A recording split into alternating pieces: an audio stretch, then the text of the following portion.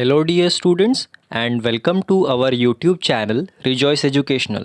We are starting with Science Class 8 Chapter 2 Microorganisms Friend and Foe.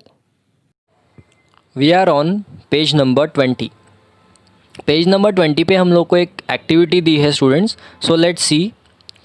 Take half kg flour. हम लोगों को आधा kilo आटा या मैदा लेना है. उसमें we have to add some sugar and mix with warm water. थोड़ा गर्म पानी और शुगर के साथ उसको मिक्स करना है. Add a small amount of yeast powder and need to make a soft dough.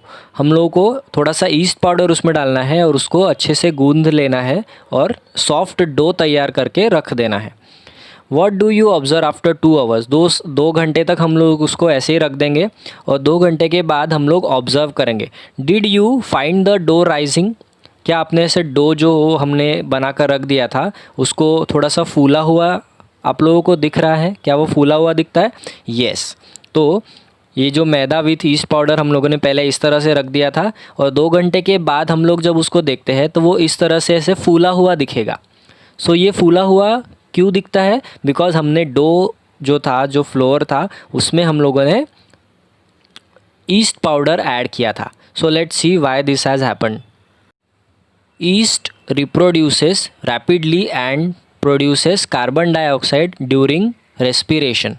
जो ईस्ट होता है वो बहुत जल्दी से रिप्रोड्यूस हो जाता है, मल्टीप्लाई हो जाता है नंबर्स में.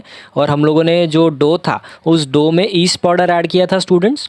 सो ईस्ट पाउडर ऐड करने के बाद जो ईस्ट होता है वो बहुत जल्दी से रिप्रोड्यूस होता है और एंड प्रोड्यूसेस कार्बन डाइऑक्साइड. जो और रेस्पिरेशन के दौरान वो क्या करता है, कार्बन डाइऑक्साइड बहुत ज़्यादा अमाउंट में प्रोड्यूस करता है. Bubbles of the gas fill the dough and increases in volume. जो उस डो के अंदर जो कार्बन डाइऑक्साइड रिलीज़ होता है वो उसके बबल्स तैयार होते हैं. वो बबल्स उस डो के अंदर डो का वॉल्यूम जो है वो बढ़ा देते हैं, इंक्रीज़ कर देते हैं. इसीलिए जो डो है वो फूल जाता है. This is because this is the basis of the use of east in the baking industry for making breads, pastries and cakes. और यही बेसिक है.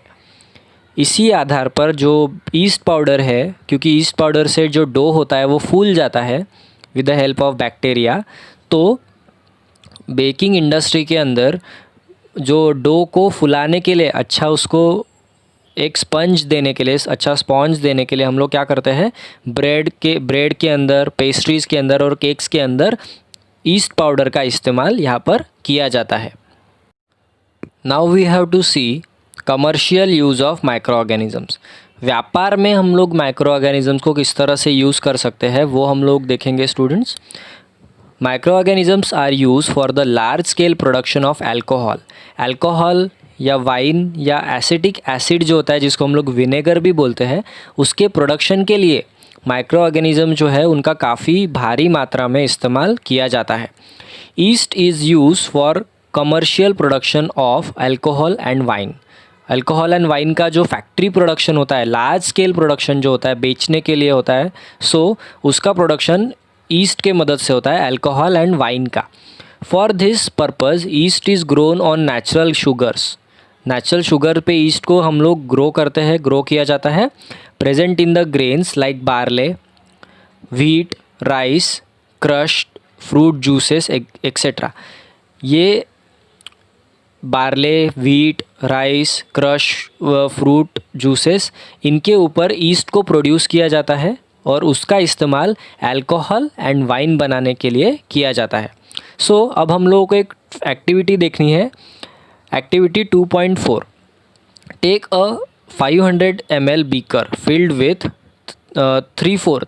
500 मतलब आधा लीटर का हम लोगों को एक बीकर लेना है. उसको हम लोगों को 3/4 फिल करना है with water.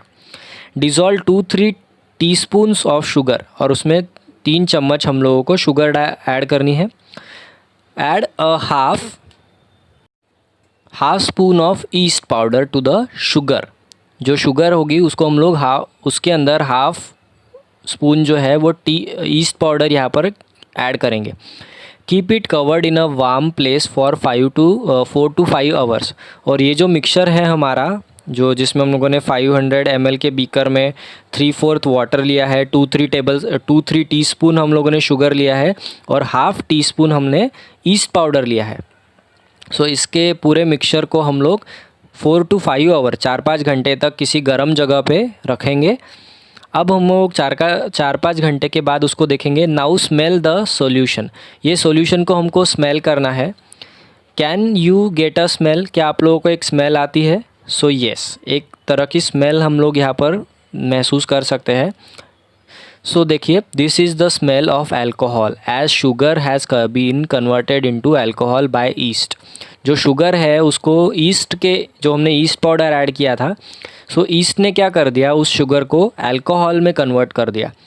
This process of conversion of sugar into alcohol is known as fermentation.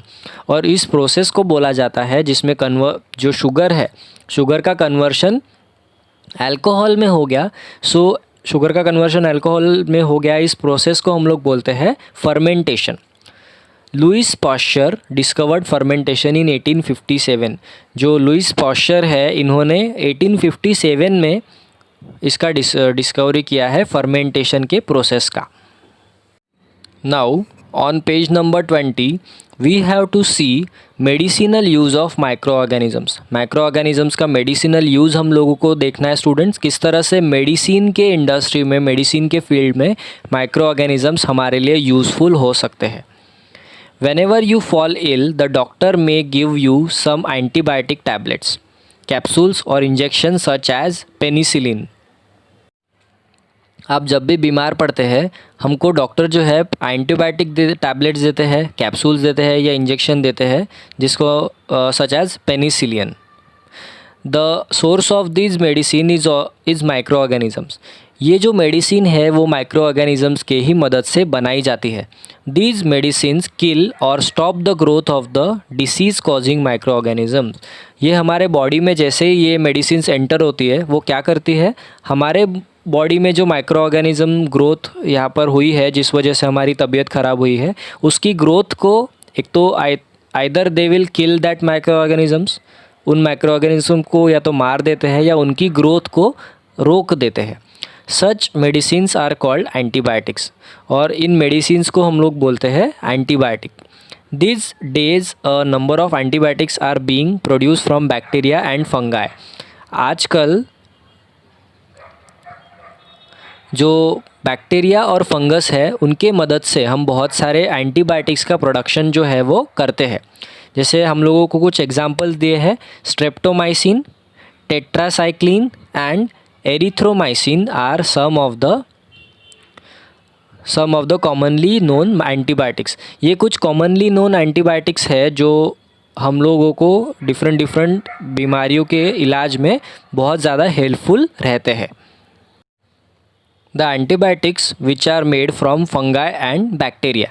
Antibiotics जो होते हैं वो फंगस और बैक्टीरिया, इनके हेल्प से बनाए जाते हैं। So students, now we are on page number 21. The antibiotics are manufactured by growing specific microorganisms and are used to cure a variety of diseases.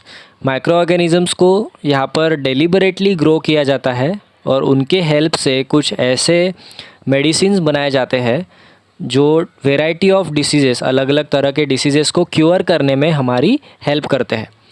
Antibiotics are even mixed with the feed of livestock and poultry to check microbial infection in animals. So सिर्फ humans के लिए ही नहीं, animals के लिए भी microorganisms का इस्तेमाल होता है। उनके खाने में जो है वो यहाँ पर कुछ एंटीबायोटिक्स को मिलाया जाता है, मिक्स कर दिया जाता है, ताकि वो माइक्रोबियल इन्फेक्शन, अलग अलग तरह के माइक्रो ऑर्गेनिज़म्स के जो इन्फेक्शन होते हैं उससे वो सुरक्षित रहे, उनको किसी तरह का हार्म ना हो। एनिमल्स को एंड पोल्ट्री इंडस्ट्री में भी ये यूज़ किया जाता है, हेन्स के लिए, डक्स के लिए।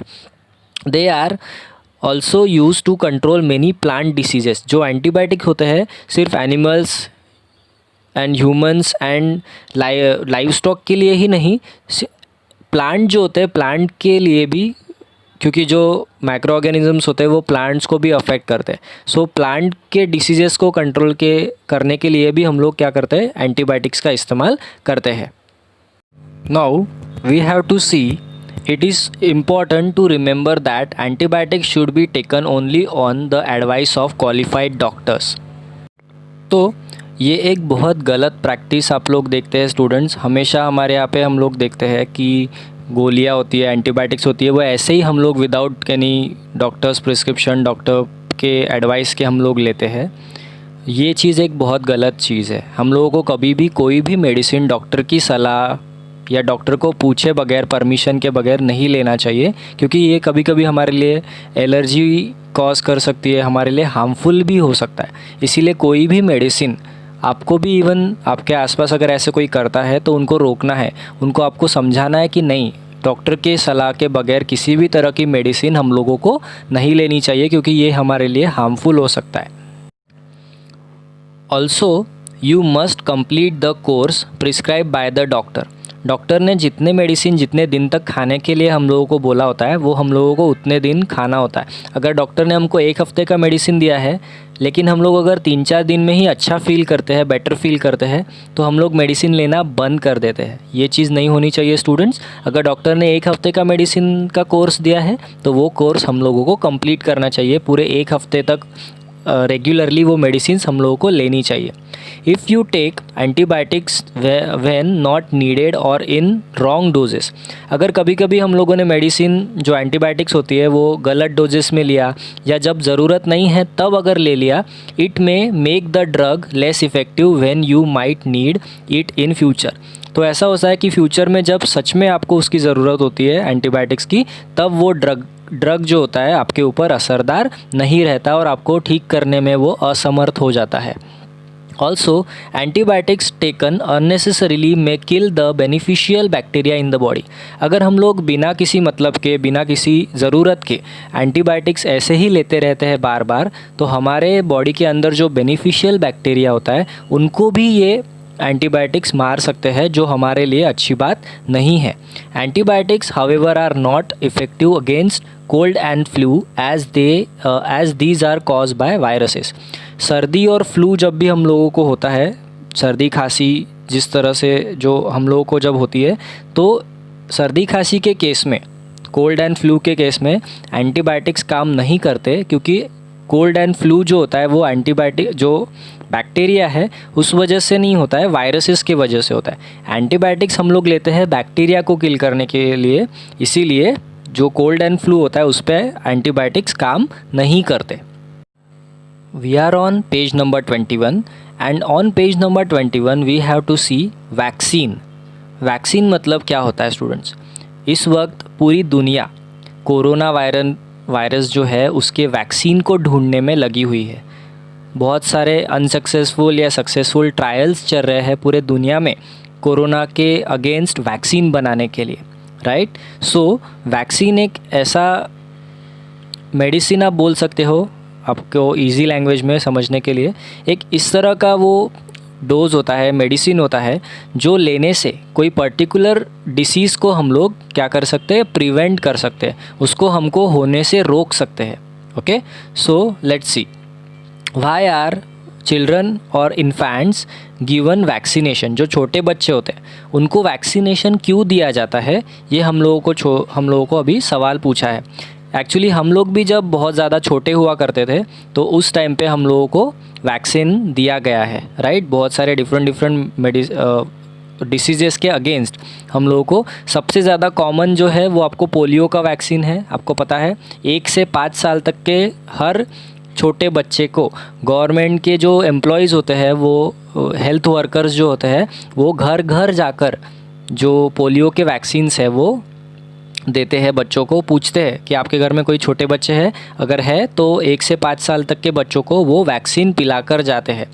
सो when a disease carrying microbes enters our body, the body produces antibodies to fight the invader। जब भी किसी भी तरह का हार्मफुल या डिसीज़ देने वाला माइक्रो ऑर्गेनिज़म हमारे बॉडी में एंटर करता है, हमारे बॉडी को उसके बारे में पता चल जाता है और हमारी बॉडी कुछ केमिकल्स प्रोड्यूस करती है खुद के अंदर ही, खुद के प्रोडक्शन के लिए, ठीक है। सो उन केमिकल्स को बोला जाता है antibodies to fight the invader. ये जो बिन बुलाया मेहमान आया हुआ होता है हमारे बॉडी में, जो हार्मफुल माइक्रो ऑर्गेनिजम्स है, उनसे हमारी बॉडी को प्रोटेक्ट करने के लिए क्या करती है हमारी बॉडी, कुछ केमिकल्स रिलीज़ करती है, प्रोड्यूस करती है, जिसको हम लोग बोलते हैं antibodies. The body also remember how to fight the microbe if it enters again. और उसके बाद अगर इसी तरह का सेम तरीके का अगर जो माइक्रो ऑर्गेनिजम्स हैं फिर से हमारे बॉडी में एंटर होता है, तो हमारी बॉडी को पता होता है कि इस पर्टिकुलर माइक्रो ऑर्गेनिज्म से किस तरह से निपटना है। If dead or weakened microbes are introduce into a healthy body, the body fights and kills the invading bacteria by producing suitable antibodies. अगर किसी तरह का डेड या वीक बैक्टीरिया, किसी भी पर्टिकुलर टाइप का डेड या वीक बैक्टीरिया अगर हमारे बॉडी में डाला जाता है, तो हमारी बॉडी क्या करती है, कुछ ऐसे केमिकल्स रिलीज़ करते हैं जिसको एंटीबॉडीज़ बोलते हैं। सो इन केमिकल्स के मदद से हमारी जो बॉडी है वो फाइट करती है इन बैक्टीरिया के अगेंस्ट में, और हमारे इन बैक्टीरिया को किल कर देती है। सो फ्यूचर में जब भी उस तरह के बैक्टीरिया से हमारे बॉडी का सामना होता है, तो हमारी बॉडी को पता होता है कि इस बॉडी से, इस पर्टिकुलर बैक्टीरिया से किस तरह से निपटना है। The antibodies remain in the body and we are protected. So एक बार अगर हम लोग किसी भी पर्टिकुलर जैसे पोलियो का जो वायरस होता है उसका वीकेंड फॉर्म हमारे बॉडी में एंटर कर देते हैं वैक्सीन के थ्रू, सो उसके वजह से क्या होता है कि हमारी बॉडी जो है खुद ही एंटीबॉडीज़ तैयार करती है और इन वैक्सीन को मार देती है। और फ्यूचर में और ये जो एंटीबॉडीज़ होती है हमारे बॉडी में वैसी ही रहती है, और फ्यूचर में जब भी इस तरह का वायरस या इस तरह का बैक्टीरिया हमारे बॉडी में एंटर होगा, तो हमारी बॉडी फिर से एंटीबॉडीज़ जो है वो प्रोड्यूस करेंगी और हमारे बॉडी का यहाँ पर प्रोटेक्शन करेंगी उस पर्टिकुलर डिसीज़ से। We are protected from the disease causing microbes forever. और इस तरह से हम लोग वैक्सीन के मदद से उस पर्टिकुलर डिसीज़ का जो माइक्रो ऑर्गेनिजम्स होते हैं उससे हमेशा के लिए सुरक्षित हो जाते हैं। This is how a vaccine works. इस तरह से जो है वैक्सीन है वो काम करती है। Several diseases including cholera, tuberculosis, small pox and hepatitis can be prevented by vaccination. ये सारे डिसीजेस जिनको अभी हम लोगों ने पढ़ा, उन सारे डिसीजेस के लिए हम लोगों को वैक्सीन जो है वो दिया जाता है, जिसके मदद से वो उन डिसीजेस को फ्यूचर में हम होने से रोक सकते हैं। सो यहाँ पर हम लोगों को एडवर्ड जेनर का फ़ोटो दिया है स्टूडेंट्स। एडवर्ड जेनर वही है जिन्होंने स्मॉल पॉक्स का वैक्सीन इन्वेंट किया था, डिस्कवर किया था 1798 में। In your childhood you must have been given injection to protect yourself against several diseases. तो हर किसी ने, इवन आपने भी अपने चाइल्डहुड में बहुत सारे इंजेक्शन्स लिए होंगे आपको अलग अलग डिसीजेस के अगेंस्ट प्रोटेक्ट करने के लिए, right. Can you prepare a list of this diseases? You may take help from your parents. So बहुत सारे ऐसे डिसीजेस हैं जिसके लिए हम लोगों को वैक्सीन दिया गया, इंजेक्शन्स दिए गए। तो इसकी आपको बोला है, एक छोटा सा एक्टिविटी दिया है कि आपके पेरेंट्स के हेल्प से आप अपने पेरेंट्स को पूछ सकते हो कि कौन से वैक्सीन हम लोगों को दिए गए हैं। सो उन वैक्सीन्स की आप लोगों को एक छोटी सी लिस्ट बनानी है, ऐसा आपको एक्टिविटी दिया है। It is essential to protect all children against this diseases. सारे बच्चों का इन सारे डिसीजेस के अगेंस्ट प्रोटेक्शन होना ज़रूरी है। Necessary vaccines are available in the nearby hospital. और जो भी नियर बाय हॉस्पिटल होता है, गवर्नमेंट ने क्या करती है, गवर्नमेंट सारे नेसेसरी वैक्सीन जो है वो हॉस्पिटल्स में अवेलेबल करवाती है। You might have seen the advertisement on TV and newspaper regarding protection of children against polio under the Pulse Polio program. Pulse polio program जो है हमारे देश में बहुत ज़ोरों शोरों से चलाया जाता है स्टूडेंट्स। इसके लिए आप लोगों को न्यूज़पेपर में, रेडियो पर या टेलीविज़न में आप लोगों ने बहुत सारी एड कैंपेन्स जो है वो देखी होगी। अमिताभ बच्चन की भी एड कैंपेन आई थी, 2 बूंद ज़िंदगी के। इसमें बोला जाता था जो पल्स पोलियो के लिए वैक्सीनेशन के लिए एड प्रोग्राम था, पल्स पोलियो प्रोग्राम जिसको बोलते हैं, उसका नाम था pulse polio program. Polio drops given to children are actually a vaccine. जो पोलियो ड्रॉप्स दिए जाते हैं वो क्या होता है, एक वैक्सीन होता है students. A world wide campaign against small pox has finally led to its eradication from most part of the world. जो वर्ल्ड वाइड कैंपेन एक हुआ था पूरे दुनिया में, स्मॉल पॉक्स के अगेंस्ट एक कैंपेन चला गया था, जिसकी वजह से अभी एक रिज़ल्ट आया है कि पूरे वर्ल्ड से स्मॉल पॉक्स जो है वो पूरी तरह से इरेडिकेट हो चुका है। इरेडिकेट हो गया यानी चला गया पूरी तरह से। वर्ल्ड के बहुत सारे हिस्से ऐसे हैं जहाँ पर पूरी तरह से स्मॉल पॉक्स ख़त्म हो चुका है, ये बीमारी पूरी तरह से ख़त्म हो चुकी है। सो these days vaccines are made on a large scale from microorganisms to protect humans and other animals from several diseases. Humans को, animals को and even plants को भी प्रोटेक्ट करने के लिए बहुत सारी वैक्सीन जो है वो लार्ज स्केल पर बनाई जाती है with the help of micro organisms. So अभी तक हम लोगों ने पढ़ा है स्टूडेंट्स किस तरह से माइक्रो ऑर्गेनिजम्स जो होते हैं वो हमारे लिए यूज़फुल होता है। माइक्रो ऑर्गेनिजम्स हमारे लिए कमर्शियली यूज़फुल होते हैं। माइक्रो ऑर्गेनिजम्स हमारे लिए मेडिसिनल प्रोडक्ट्स बनाने के लिए यूज़फुल होता है। वैक्सीन बनाने के लिए भी माइक्रो ऑर्गेनिजम्स का यहाँ पर इस्तेमाल करते हैं लार्ज स्केल पे। अब हम लोगों को एक और बेनिफिट देखना है माइक्रो ऑर्गेनिजम्स का, जो है इंक्रीजिंग सॉइल फर्टिलिटी। जो सॉइल फर्टिलिटी होती है, सॉइल जो होती है जिसमें प्लांट्स ग्रो होते हैं, सो उनकी फर्टिलिटी यहाँ पर बढ़ाने का काम भी माइक्रो ऑर्गेनिजम्स करते हैं, जिस वजह से जो क्रॉप्स होते हैं या फ्रूट प्लांट्स होते हैं, वेजिटेबल्स होते हैं, वो अच्छी तरह से ग्रो हो सकते हैं। Healthy plants, healthy crops grow हो सकते हैं और अच्छा प्रोडक्शन, अच्छा ईल्ड यहाँ पर हम लोगों को मिल सकता है। और जो भी न्यूट्रिएंट्स हमको फूड से ज़रूरी होते हैं, फूड से मिलने चाहिए, वो मिल सकते हैं अगर हमारा जो क्रॉप्स है वो फर्टाइल सॉइल में, अच्छी क्वालिटी की सॉइल में ग्रो किया हुआ रहेगा तो। सो आप लोग देख सकते हैं, बोला है some bacteria are able to fix nitrogen from the atmosphere to enrich soil with nitrogen and increase its fertility. Atmospheric nitrogen, जो नाइट्रोजन एयर में अवेलेबल होता है, उस नाइट्रोजन को ज़मीन के अंदर फिक्स करने का काम कुछ बैक्टीरिया कर सकते हैं। और ज़मीन के अंदर ये बैक्टीरिया इस सॉइल के अंदर इस नाइट्रोजन को फिक्स कर देते हैं। ये नाइट्रोजन जो प्लांट्स होते हैं वो खुद के अंदर एब्जॉर्ब कर लेते हैं और इन प्लांट्स को वो नाइट्रोजन मिल जाता है। उसके बाद उन प्लांट्स पे जो फ्रूट्स या ग्रेन्स उगते हैं उनमें भी नाइट्रोजन जो है वो यहाँ पर ऐड हो जाता है।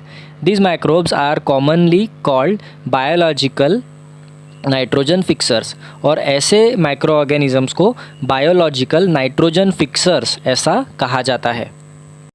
Now we are on page number 22 of the book. Page number 22 पे हम लोगों को एक और बेनिफिट देखना है माइक्रो ऑर्गेनिजम्स का, जो कि है क्लीनिंग द एनवायरनमेंट। एनवायरनमेंट को क्लीन करने का काम भी माइक्रो ऑर्गेनिजम्स जो है वो करते हैं लार्ज स्केल पर। Boojho and Paheli had observe the school gardener making manure. जो मैन्योर है उसको बनाते हुए देखा है बूझो एंड पहेली ने उनके स्कूल गार्डनर को। तो मैन्योर स्टूडेंट्स हम लोगों ने पहले लेसन में भी देखा था। मैन्योर मतलब क्या होता है, जो एनिमल वेस्ट प्रोडक्ट्स होते हैं, प्लांट वेस्ट प्रोडक्ट्स होते हैं, उनको ज़मीन के अंदर गाड़ के उसको मिट्टी से, सॉइल से कवर करके कुछ दिन रखा जाता है। और कुछ दिनों के बाद जो मटेरियल तैयार होता है उसको हम लोग ऑर्गेनिक मैन्योर ऐसे बोलते हैं। सो ये मैन्योर कैसे बनता है, ये मैन्योर भी माइक्रो ऑर्गेनिजम्स के हेल्प से ही बनता है। Along with their friends, they collected wastes of plant waste उन्होंने यहाँ पर कलेक्ट किया। वेजिटेबल्स कलेक्ट किए। Peels of fruits and fruits from nearby houses and gardens. उन्होंने आसपास के घरों से और गार्डन से plant waste, vegetable waste and fruit waste जो है वो कलेक्ट किया। दे पुट देम इन अ पिट, और एक गड्ढे में उनको डाल दिया। Meant for waste disposal. उसके बाद after some time it decompose and got converted to manure. कुछ टाइम के बाद, कुछ दिनों बाद वो डिकम्पोज हो गया अच्छी तरह से और उसका मैन्योर में कन्वर्शन हो गया। Boojho and Paheli wanted to know how this happen. Boojho and Paheli को अभी जानना है कि ये किस तरह से हो पाया है। सो लेट्स सी। पेज नंबर 22 पे हमको दिया है एक्टिविटी 2.5। उसमें बोला है take 2 pots and fill each pot half with soil. 2 हम लोगों को पॉट्स लेने हैं आप लोग अर्दन पॉट्स भी ले सकते हो स्टूडेंट, जिसमें हम लोग प्लांट ग्रो करते हैं, उस तरह के पॉट्स भी आप लोग ले सकते हैं। उसको हम लोगों को आधा भरना है सॉइल से। Mark them A and B, उसके ऊपर मार्क लगाना है A and B. Put plant waste in a pot A and things like polythene bag, empty glass bottles and broken plastic toys in pot B. Pot B में हम लोगों को polythene bags डालनी है, एम्प्टी ग्लास बॉटल्स डालनी है और broken plastic डालना है। ये पॉट बी में डालना है। और पॉट ए में हम लोगों को प्लांट वेस्ट डालना है। Put the pot aside, observe them after 3-4 weeks. उन दोनों पॉट को हम लोगों को साइड में रख देना है और 3-4 हफ्ते बाद, मतलब लगभग 1 महीने बाद हम लोगों को ऑब्ज़र्व करना है उन दोनों पॉट्स को, pot A and pot B को। अब हम लोगों को बोला है, do you find any difference in the contents of the 2 pots? दोनों पॉट्स के कंटेंट में आपको कोई डिफरेंस दिखता है? If so what is the difference? अगर आपको डिफरेंस दिखता है तो वो डिफरेंस क्या है? You will find that plant waste in pot A, pot A में हम लोगों ने जो प्लांट वेस्ट डाला था हैज़ बीन डिकम्पोज, वो पूरी तरह से डिकम्पोज हो गया है और उसकी भी मिट्टी तैयार हो चुकी है। How did this happen? क्यों हुआ है ये, किस तरह से हुआ है? The plant waste has been converted into manure by the action of microbes, micro organisms के वजह से। माइक्रो ऑर्गेनिजम्स ने उसको, वो जो प्लांट वेस्ट था जो कि एक ऑर्गेनिक मटेरियल है, उसको पूरी तरह से कन्वर्ट करके मैन्योर में कन्वर्ट कर दिया।